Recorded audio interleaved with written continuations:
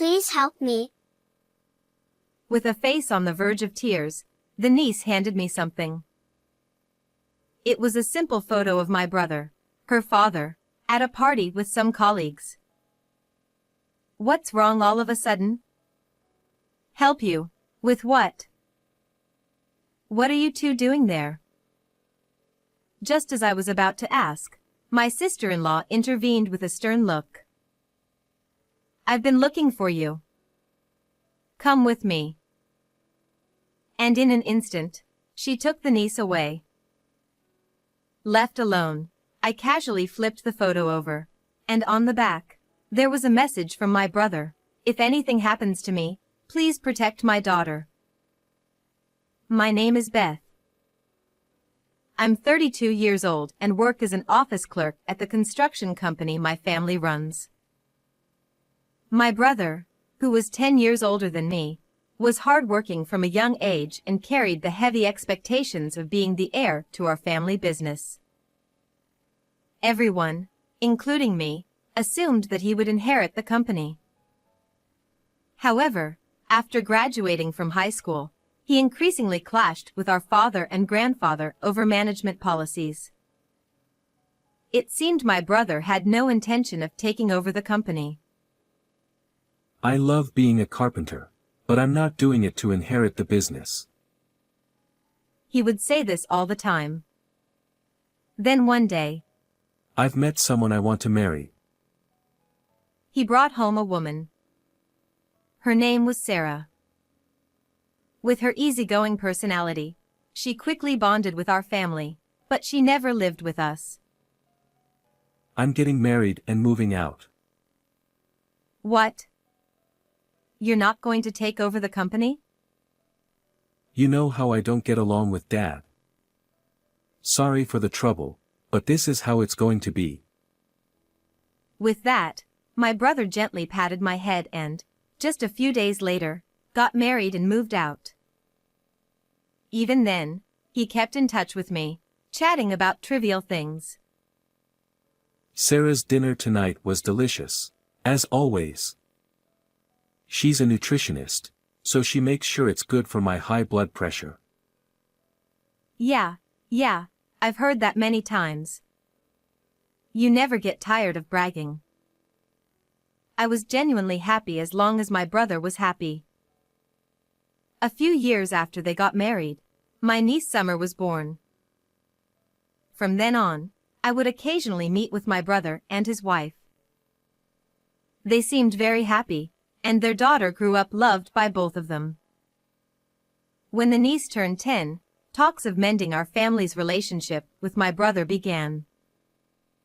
If we could laugh together as a family again, nothing would make me happier. But that wish was never granted. One day, while I was working as usual, my sister-in-law called me, which was unusual. Normally, I would hear from my brother, not her. Puzzled, I answered the phone immediately. Hello, Sarah? Oh, Beth. What's going on? It's rare for you to call. Listen calmly. Your brother, he fell from a scaffold while working and was taken to the hospital. It seems he slipped because of the rain. The news was so sudden. It felt like time had stopped, and my mind went blank. I quickly called my parents, who were also at work, and we rushed to the hospital in the pouring rain. When we entered the hospital room, led by a nurse, there was my brother, his skin pale. Seeing him like that made the phone call's content suddenly feel real, and I collapsed to the floor. Brother. The voice that escaped me was so faint, it surprised even me, and the overwhelming sadness only grew stronger.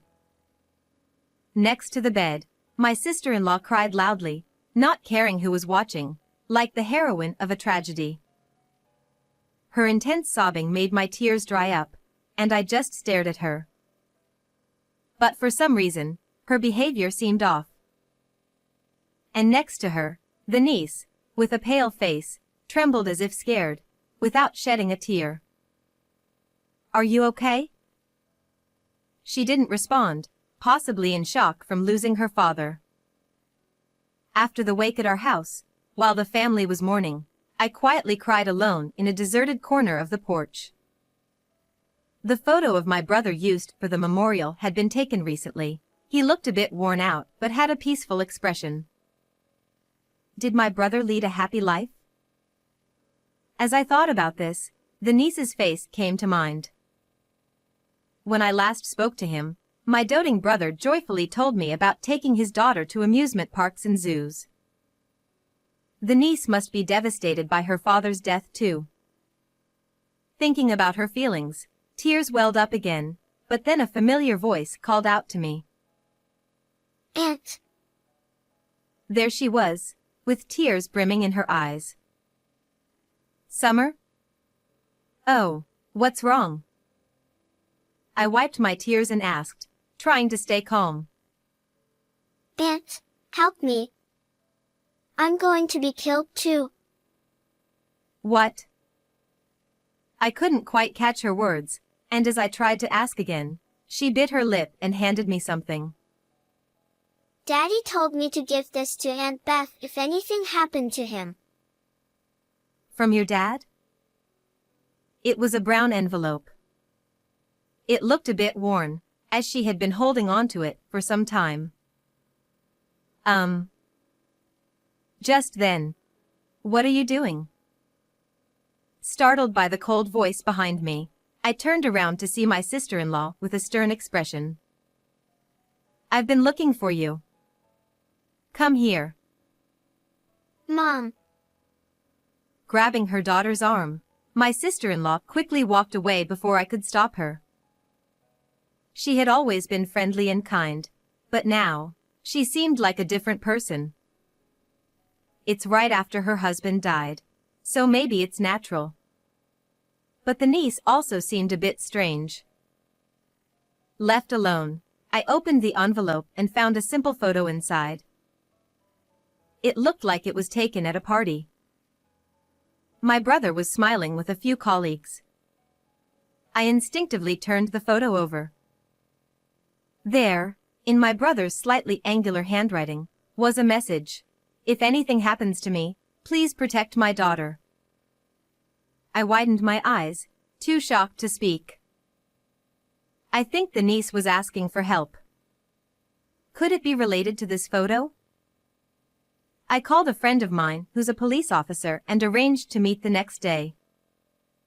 Normally, the funeral would be held the day after the wake, but since the crematorium was unavailable due to a friend's funeral, there was a one-day gap. That extra day allowed us to uncover the truth behind my brother's death. The next morning, when I arrived at the meeting place, he was already there, waiting for me. "Sorry for calling you out of the blue." It's fine, I'm off duty today. So, what's going on? Well, I explained everything that had happened, and he listened intently. From a police perspective, there's not enough evidence for us to act on this. I see. Sorry, I can't be of more help. But if anything happens, feel free to reach out. Thanks. Just talking to you helped me clear my mind. Even after parting ways with him, I kept thinking about the meaning behind the photo my niece gave me. But no matter how many times I looked at it, the meaning of the photo and my brother's message remained a mystery. How can I find more clues? This message alone doesn't tell me enough. If I could ask the niece directly, I might learn more, but I had a feeling my sister-in-law would interfere again. Just then, an idea struck me. If I look through my brother's belongings, I might find some clues. Unable to wait any longer, I headed to my sister-in-law's house. "Sorry to bother you at such a busy time. I was worried about you and Summer." "Thanks for coming. She is in her room, but let's leave her alone for now." She's feeling down after losing her father." As she spoke, my sister-in-law invited me into the living room. She had always kept the house spotless, but today it felt strangely barren. "Huh? There's nothing of my brothers here. And the family photos that were here before are gone too." I looked around, but there was no sign that my brother had ever lived there.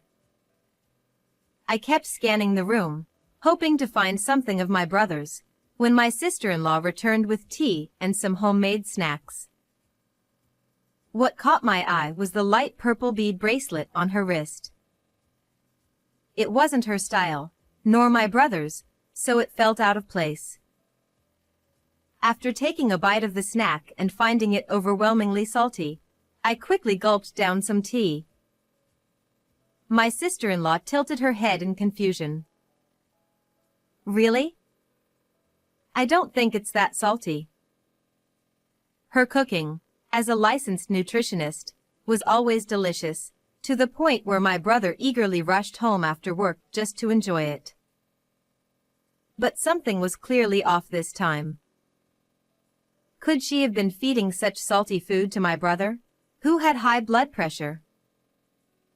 Since arriving at my sister-in-law's house, an uneasy feeling had been growing inside me. Suddenly, I began to worry about Summer. "I want to talk to Summer." "She's in her room, right?" Just as I stood up to head toward Summer's room, my sister-in-law intervened. "No, you can't see her." "What? Why not?"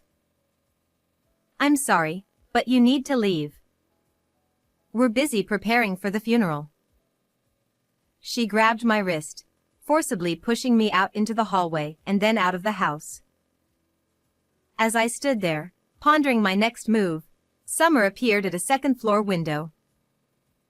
She placed a finger to her lips, signaling for silence, and tossed something down to me. It was a small key, wrapped in a cute notepad paper. The note read, "This is the key to the storage room. After you use it, hide it under the flower pot so it won't be found." I silently gave Summer a thumbs up, and she nodded before quietly closing the window. I snuck around to the backyard, and using the key Summer gave me, I unlocked the storage room. Inside, I found a large collection of my brother's belongings. Among them, I discovered a diary. My brother had always been diligent about documenting his daily life, even back when he lived with us. This is. As I read the diary, I found content that was hard to believe. He wrote about how the seasoning in their meals had become increasingly strong. Even when he pointed it out, his wife, the nutritionist, would dismiss his concerns, telling him to trust her expertise. He also mentioned that his health had been deteriorating recently. The diary also revealed the meaning behind the photo my brother had left behind. This is unforgivable. The next day, a large crowd gathered for my brother's funeral, including family members and his work colleagues. When my sister-in-law took the microphone to give a speech as the bereaved wife, I stood up and interrupted her. "There's something I need everyone to hear." "Beth? What are you doing?" Ignoring her surprised reaction, I stepped forward in front of the family. My brother's death, it wasn't an accident. The room buzzed with murmurs, and my sister-in-law's expression turned grim. "What are you saying?" He slipped and fell from the scaffolding while working. I showed everyone my brother's diary. Everything is written here. My sister-in-law, who normally cooks so well, began making dishes with much stronger seasoning. My brother's health started to decline, and despite his high blood pressure, he was being fed salty snacks and soup daily, with no option to leave anything uneaten. Isn't that strange, Sarah? I don't know anything about that. I was always careful with his meals. I glanced at her, fully prepared for her to deny everything, and then pulled out another piece of evidence. This is the photo my brother left for me. At first, I didn't understand its significance. But yesterday, when I visited your house, I realized the truth. Someone in this photo is wearing a light purple bead bracelet, identical to the one you were wearing, Sarah. As I pointed to the person in the photo, all eyes turned toward them. Max, you and Sarah were having an affair, weren't you? My brother trusted you more than anyone else as his colleague. So why would you do this? The room erupted into whispers, while my sister-in-law glared at me, and Max looked pale and visibly shaken. I had known Max for a long time. He and my brother had become close after my brother started working, and he often visited our home. I could see the same bracelet on Max's wrist, the one that matched my sister-in-law's. My brother must have been deeply conflicted, knowing that the person he trusted the most was the one betraying him, and possibly even trying to take his life. That's why he couldn't bring himself to speak plainly and left this photo instead. As I spoke through tears, Max broke down, clutching his head. A diary and a bracelet aren't enough to prove an affair or that I had anything to do with his death. She lashed out in anger, but I had anticipated this and continued with more evidence. There's more.